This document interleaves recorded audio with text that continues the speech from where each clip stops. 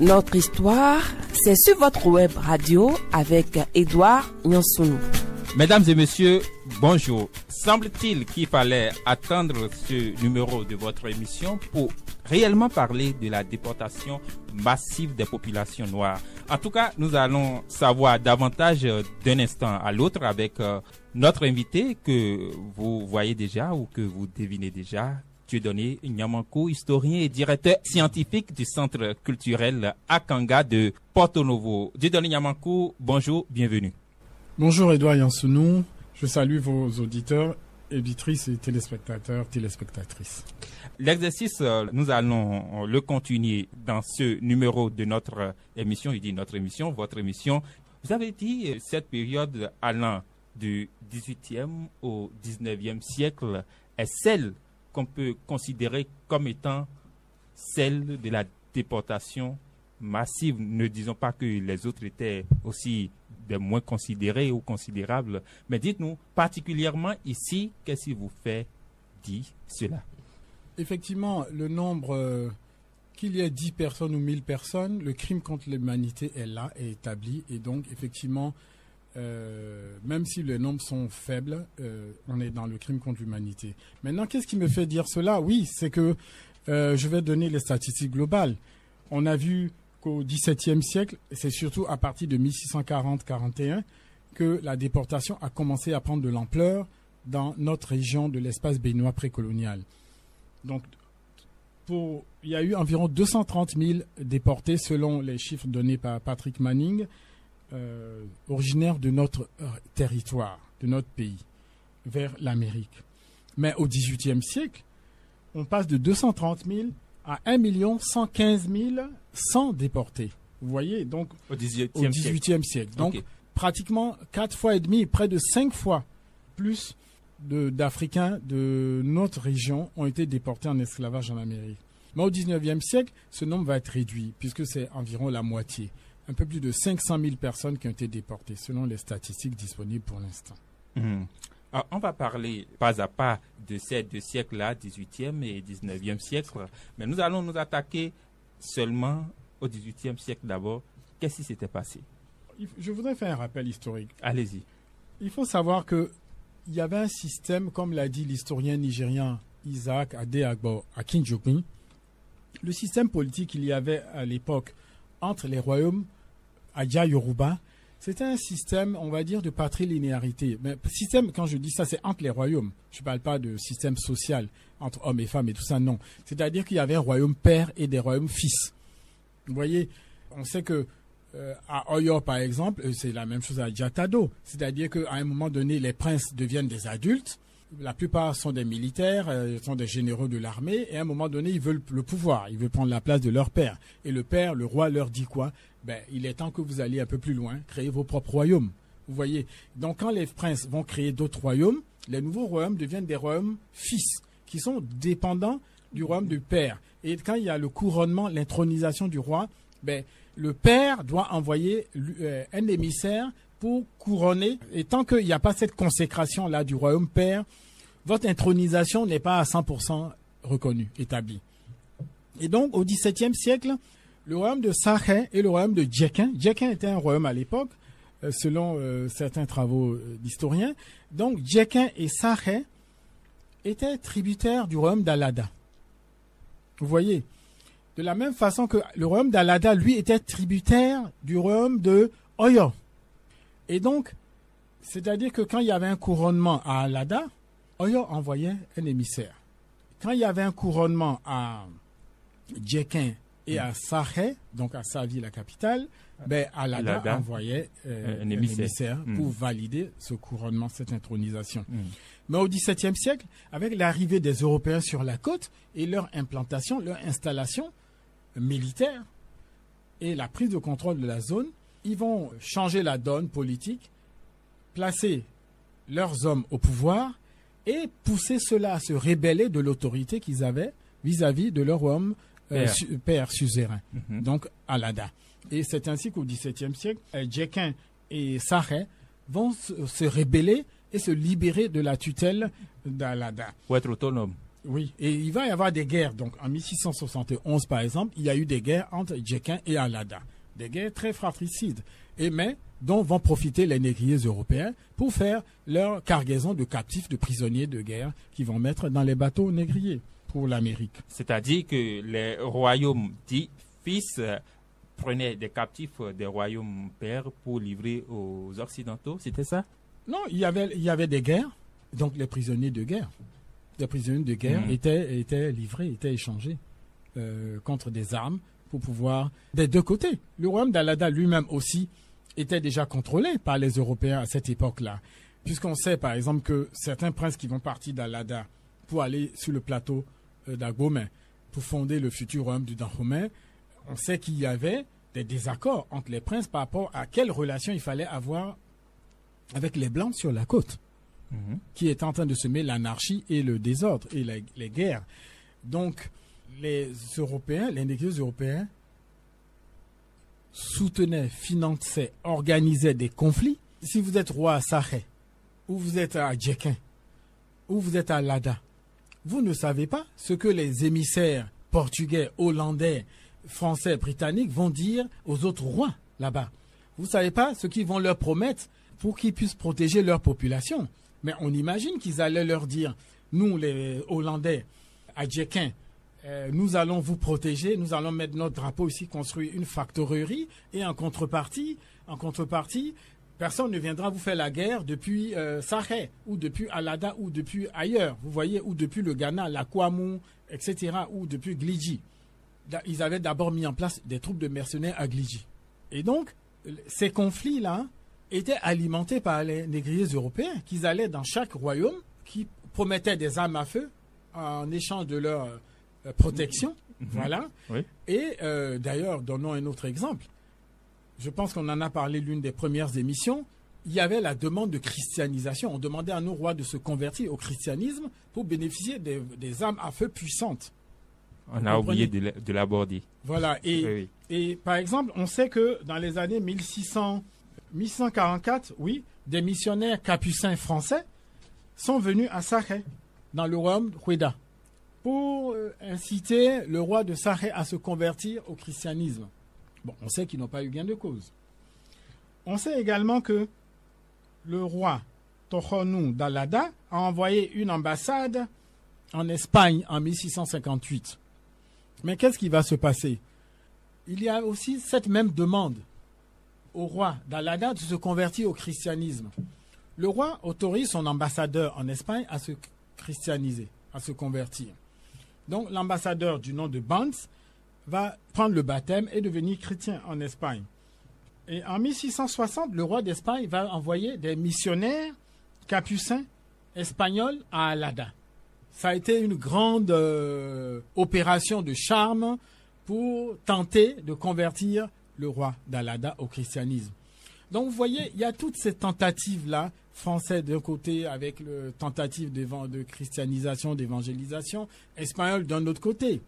Vous voyez, ce qui va se passer dans ce processus-là, c'est que chacun de ces pays européens va tenter de prendre la main sur ces territoires-là.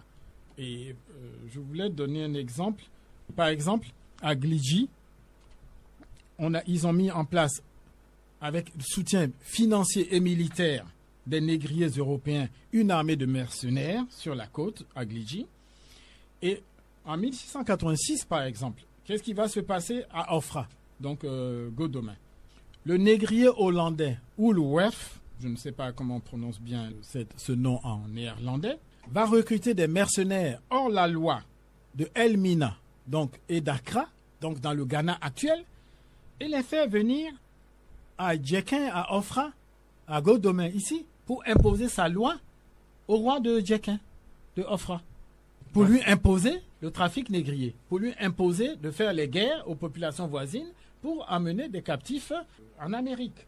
Et donc, il va y avoir une opposition, il va y avoir un conflit, et il y aura la guerre entre l'armée locale de Ofra, Godomey, contre les mercenaires venus du Ghana, mis en place par les Hollandais. Et en 1690, ce négrier hollandais va perdre et il sera exécuté. et sa loge, la loge hollandaise de Qui l'a Ofra, exécuté? l'armée du roi de Djekin, de Ofra. Et sa loge sera incendiée et brûlée. Donc vous voyez, il y a des mouvements de révolte, il y a d'opposition. Quand ces populations et nos chefs ou nos rois peuvent se défendre, ils se défendent contre les Européens. Mais au final, les Européens, bien sûr, vont contrôler parce que les canons et les militaires européens qui vont venir s'installer à Glehoué et les troupes, on l'a vu, plus de 20 000 mercenaires à Gliji installés. Quand cette armée sera opérationnelle, il sera difficile de leur résister. Et à partir de là, donc on est dans la fin du XVIIe siècle, il y a un contrôle militaire et politique de la côte du Dahomey et du Bénin actuel. Donc, il y a tout un lot de moyens mis en place vers la fin du XVIIe siècle pour préparer le terrain du XVIIIe siècle, en clair. En clair, c'est bien cela. Maintenant, on peut revenir sur la question de savoir comment les choses se sont déroulées au XVIIIe siècle. Oui, on était dans les statistiques. Au début du XVIIIe siècle, la déportation massive s'accélère. Donc on a vu le nombre de déportés dans notre zone jusqu'en 1725 va être multiplié par 4. Juste Donc, en raison de ces moyens de pression que vous avez décrits tantôt. le système est mis en place. Il y a une armée de mercenaires de plus de 20 000 militaires. C'est eux qui vont faire la guerre et déporter les gens. C'est tout. À partir du moment où il y a des armées de mercenaires qui sont là, qui ont des canons, c'est très simple. Concrètement parlant, il y avait 2 zones géographiques qui étaient plus victimes de cette déportation. Oui. Au départ, vous voyez, on a parlé de la zone frontalière avec le Togo actuel. On a parlé du Ghana déjà, la Côte de l'Or, l'ancien Ghana, le pays Ashanti, le pays Fanti, le pays Akan, etc. Ensuite, le pays Guinmina et tout ça. Il y a eu de fortes migrations là-bas parce que les populations devaient fuir les guerres là-bas. La zone de Gliji, Petit Popo, devient de Petit Popo, donc de Gliji, à Neho, jusqu'à Godomé et Calavi, donc Ofra et Djekin. Ça devient la première zone géographique de déportation de nos ancêtres. Et là, on a Gliji, Petit Popo, on a Grand Popo, on a Glehoué, donc Ouida, on a Ofra et Djekin, c'est-à-dire Godomé et Calavi, actuels, qui sont donc cette première zone géographique. Jusque depuis les années 1600, 1590, où les Portugais s'installent, jusqu'en 1725, même 27. La deuxième zone géographique, ça sera depuis la zone des Ekpe, donc ici, le futur royaume de Khogbonu, et jusqu'au Nigeria actuel, c'est-à-dire, on sait que Khogbonu s'étendait, ce sont les colons britanniques et français qui vont mettre une frontière entre Porto-Novo aujourd'hui et Badagry. Donc cette zone-là, il n'y avait pas de frontière. Donc cette zone-là, du Khogbonu actuel, c'est Badagry qui était le grand port de déportation. Et puis plus tard, ils vont créer à Onim, l'actuel Lagos, un autre port de déportation. Et donc ce sera donc la deuxième zone géographique, zone de l'Ouémé jusqu'au Nigeria. Parce que, plus curieusement, la zone de déportation de l'Ouémé qui était à Badagry, est-ce que les traces existent encore? Oui, les traces existent. Avec la mère Dja et le père Dja qui sont à Paou, qui sont des afro-descendants des Antilles, qui sont au Bénin depuis des décennies, nous avons été invités en 2017 ou en 2018 à Badagry, au festival international qui s'appelle Diaspora International Festival de Badagry. En français, c'est-à-dire? C'est le festival international de la diaspora de Badagry. Je crois que c'était en 2018. Et nous avons été invités donc à Badagry pour ce festival. Le port de déportation de Badagry est là. Il y a même un musée de l'esclavage à Badagry. Et le port de déportation est là. Ils ont même organisé, les organisateurs du festival à Badagry ont même organisé une simulation du retour. Ils ont dit que Badagry, ils ont déposé la première pierre de la porte du retour de Badagry. Ils ont dit, c'était en 2017-2018, que ce ne sera pas comme à Ouida au Bénin, la porte du non-retour, que chez eux au Nigeria, à Badagry, sera la porte du retour. Donc, ils ont installé symboliquement une porte du retour avec des branches de palmiers et ils ont mis en place des pirogues qui sont allées avec les invités afro-descendants de la diaspora américaine qui étaient là. Et nous aussi, qui étions la délégation venue du Bénin, nous avons fait partie. On nous a conduits dans des grandes pirogues, des petits bateaux, Et on a simulé le déplacement depuis le port, l'ancien port de déportation de Badagry pour venir ici. Pour venir sur la rive, la plage, la baie de Badagry, d'où étaient pris les captifs à partir des forts négriers européens de déportation. Les Hollandais se sont installés là et puis d'autres Européens, les Britanniques. Nous allons toujours rester au XVIIIe siècle et parlons de cette période d'avant le roi Agadia. Semble-t-il qu'un certain nombre de choses s'étaient passées? Absolument. Commençons avec les statistiques. De 1701 à 1725, selon les statistiques données par une historienne française, Kowalski, environ 374 400 personnes originaires de notre pays et de notre région ont été déportées en esclavage en Amérique. Sur 25 ans, 374 000 personnes. Alors que sur la période d'avant, de 1641 à 1700, nous avons vu à peine 100, 120 000, moins de 150 000 personnes avaient été déportées. Ça a beaucoup grimpé maintenant. Oui. Sur 60 ans, à peine 120, 130 000 personnes avaient été déportées. Et là, sur 25 ans, 375 000 personnes environ ont été déportées. Voilà. Donc, ça, c'était la période dans la zone dont nous avons parlé, de la frontière de Anejo jusqu'à Djekin, Godomé, Calavi d'aujourd'hui, en passant par Grand Popo et Ouida, Glekwe. C'était la déportation massive de nos ancêtres.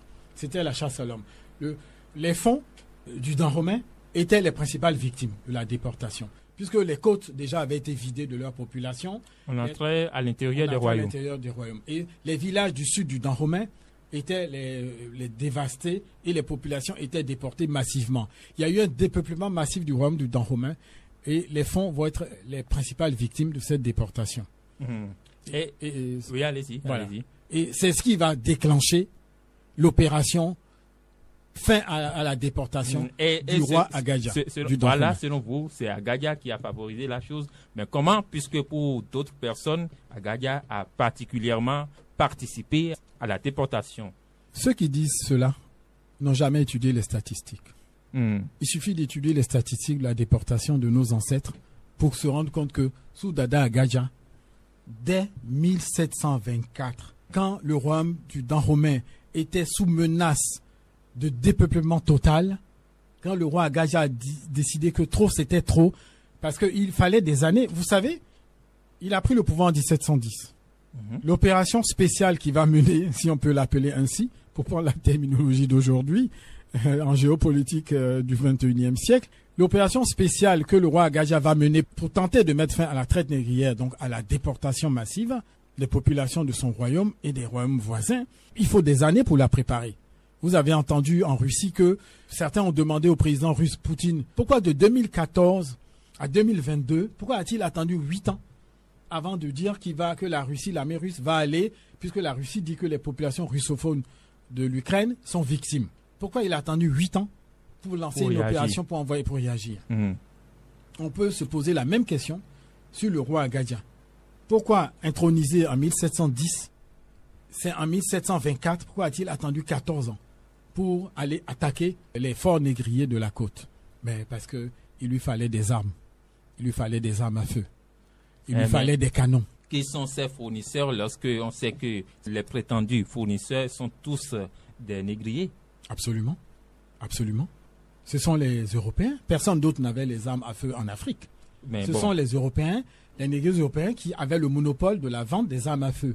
Et les Européens, les négriers européens sur la côte, à Glekwe, ne changeaient les armes à feu que contre les captifs. Quand le roi Agadia... il a livré des captifs. Faisons les choses par étapes. Allez-y. Quand le roi Agadia a contacté secrètement le roi de Sarré, Oufon, le jeune roi, pour lui demander de mettre à sa disposition des armes à feu et des canons, on sait quelle a été la réponse du roi de Sarré. Rappelez-nous. Le roi Oufon lui a dit, mais mon roi, vous savez bien que les Blancs ne veulent que des hommes en échange des armes à feu et des canons. Et donc, le roi Agadia, voyant son royaume dévasté, des villages entiers détruits, les populations détruites, va, bien sûr, il y avait des convois sur le territoire du royaume du Dahomey, il y avait le royaume de Oyo, ou l'empire de Oyo, qui fournissait en captif les négriers de la côte de Alada. Donc on parle de Ofra, donc de Godemain et Djekin, et Calavi d'aujourd'hui, et qui fournissait Glehwe, le royaume de Saré. Les déportés, une fois qu'ils ont déporté les populations Houeda et autres Hula du sud de la côte, les déportés, soit c'était les prisonniers de guerre fonds, soit c'était des captifs qui venaient de la Volta, du pays de Noukwe et du pays Aoussa. Donc les Aoussa, donc des populations du nord de notre pays et du nord du Nigeria actuel. Donc ce sont eux qui étaient déportés. Donc il y avait des convois, il y avait des routes caravanières, des convois de captifs qui venaient du nord du Nigeria, du nord du Bénin actuel et qui traversaient et qui allaient. Donc c'était ces captifs-là qui étaient échangés sur la côte à Glehwe contre les armes à feu pour protéger que ce soit Saré et les royaumes. Et donc, bien sûr, il y a eu des échanges de ce type, de ces captifs-là avec les Européens pour avoir aucun roi. Si vous êtes intronisé roi, votre mission, c'est de protéger les habitants de votre royaume. Et si vous ne pouvez protéger les habitants de votre royaume qu'avec des armes à feu pour équiper votre armée, si vous n'équipez pas votre armée va être détruite et votre population va être dévastée, qu'est-ce que vous faites? Ben, vous allez échanger des captifs d'autres royaumes aux Européens sur la côte pour avoir les armes à feu. Donc tous les rois, face à cette violence européenne, vont être contraints d'échanger des captifs venant d'autres royaumes aux Européens pour avoir des armes à feu. Maintenant, après les avoir reçus, qu'est-ce qu'il en a fait? Les armes en question. Et il a continué par vendre pour toujours avoir des armes? Il a tenté de créer une fédération des royaumes environnant le Dahomey, parce que d'après ses calculs, c'était la seule solution pour pouvoir faire face aux Blancs sur la côte, pour les vaincre militairement et les chasser des côtes de nos royaumes. Ce projet politique et militaire n'a pas été compris par les royaumes voisins du Dahomey. Et donc, le dépeuplement du Dahomey étant dans une voie grave, dangereuse pour la survie du royaume, le roi Agaja a décidé de mettre fin. Et c'est pour cela qu'il a envoyé son armée à Alada pour renverser le pouvoir là-bas, annexer le royaume d'Alada, et ensuite, en 1724 et en 1727, il envoie son armée pour faire la guerre au royaume de Saré et chasser les négriers européens sur la côte et détruire tous les forts négriers de la côte et mettre fin à la traite négrière, à la déportation. Et il a pu? Il a réussi à annexer le royaume d'Alada. Mais sinon, la traite... Ensuite, il a réussi à annexer le royaume de Saré. À partir, donc on parle de 1724 pour Alada, 1727 pour Glehwe, le royaume de Saré. Mais la déportation a continué au 19e siècle, oui? Oui, oui. Sous le roi Agaja, la déportation va cesser. Il y aura 0 déporté dans la période des années où la conquête des forts négriers de Glehwe. En quelle année précisément? 1727. 0 déporté. Oui. Le temps ne nous reste pas assez. Nous sommes maintenant au 19e siècle. Je le disais tantôt, malgré cet exploit que vous reconnaissez au roi Agaja, au 19e siècle, il y a quand même eu la déportation. Oui. La première chose que va faire le roi Agaja en 1715, d'abord, faisant un rappel historique sur le plan politique. Oui. 1715, le Dahomey va s'affranchir de la tutelle d'Alada. Et en 1724, on l'a vu, le Dahomey va annexer Alada. Mais en fait, annexer Alada, c'est pour mettre fin à la déportation parce que l'armée du Dahomey va venir attaquer le port de déportation, les ports de déportation de Ofra et de Djekin, donc Godemain et Calavi, et les détruire pendant plus de 60 ans ou près d'un siècle. Plus personne n'a été déporté depuis Ofra et Djekin, Godemain et Calavi. Vous imaginez? C'est important de le savoir. Tous les Béninois doivent le savoir. Quand l'armée du Dahomey a détruit le port de déportation de Ofra et de Djekin, pendant près d'un siècle, il n'y a plus eu de port négrier là et de déportation. L'armée du Dahomey va détruire les forts négriers de Glehwe également à partir de 1727. Je voulais donner quand même quelques dates. Allez-y. Du 1er au 19 mars 1727, parce que nous avons les dates. Du 1er au 19 mars 1727. Les dates émanent de qui? Il y avait des témoins oculaires. L'historien Akinjogui et d'autres historiens, nous avons étudié les rapports des directeurs des forts négriers européens qui ont envoyé des rapports à leur ministre de la Marine, à leur roi en Europe, et des livres qu'ils ont publiés. Donc les documents sont disponibles, n'importe qui peut les lire. Allez-y. Du 1er au 19 mars 1727, l'armée du Dahomey va assiéger les forts européens de Glehwe. En avril 1727, le roi Agaja va ordonner l'incendie des factoreries européennes demeurées intactes lors de la prise de Savy. En décembre 1728, l'armée du Dahomey va attaquer le fort anglais. Vous voyez. Et qu'est-ce qui va se passer? Il va y avoir une coalition internationale des puissances négrières européennes avec leurs alliés africains contre le royaume du Dahomey à partir de 1726. Donc 1726 à 1730, le royaume de Oyo va recevoir des armes, des canons, des armes et un soutien militaire et logistique important des puissances européennes négrières pour détruire le royaume du Dahomey, qui avait tenté de mettre fin à la déportation. Et le royaume du Dahomey, Agbomey, sa capitale, va être brûlé 4 fois entre 1726 et 1730 par l'armée et la cavalerie de Oyo, soutenue par les négriers européens. Le roi de Oyo va même demander au roi Agaja du Dahomey: il paraît que tu as décidé que le Dahomey ne doit pas être impliqué dans la déportation. Comment tu vas payer le tribut que tu vas payer? Le Dahomey va perdre en 1730 son indépendance quand Oyo va envahir le Dahomey, et le roi Agaja va être obligé de signer un traité de paix. Et pendant un siècle, de 1730 à 1821, le royaume de Dahomey perd son indépendance, perd sa souveraineté et devient le vassal de l'empire de Oyo. Et à partir de ce moment-là, c'est Oyo qui décide de la guerre que le Dahomey va mener contre les pays voisins, les royaumes voisins. Donc il est très important que les Béninois d'aujourd'hui le sachent. On peut comprendre que c'est à partir de là que la déportation pourrait reprendre. Comment? On va donner les statistiques pour tout le XVIIIe siècle. Très rapidement, on peut considérer ça comme un mot de transition, les statistiques que vous voulez donner. Oui, au total, 1 115 100 personnes ont été déportées. Je pense qu'on l'avait déjà dit. Voilà.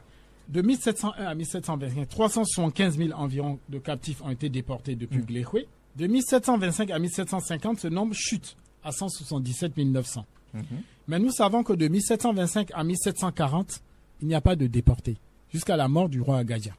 Jusqu'à sa mort. Oui, 1740. À partir de 1740 jusqu'à 1800, il va y avoir 177 000 déportés, puisque Oyo va exiger l'application du traité de suzeraineté, de dépendance du Dahomey vis-à-vis de Oyo. On va revenir sur les précisions à propos dans un autre numéro. Nous considérons toujours ce dernier mot que vous nous avez donné comme une transition. Dieudonné Nyamakou, je rappelle que vous êtes historien, vous êtes le directeur scientifique du centre culturel Akanga situé à Porto-Novo.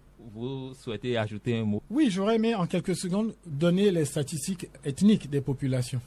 Eh bien, si vous le permettez, on peut revenir dans le prochain numéro. Mesdames et messieurs, c'est donc tout pour aujourd'hui, notre histoire. C'était en collaboration avec Virgile Awansé et Samuel Rundio, émission coproduite également par Africa News TV et diffusée sur les canaux digitaux de Africa News TV et de Porta Culture. Portez-vous bien.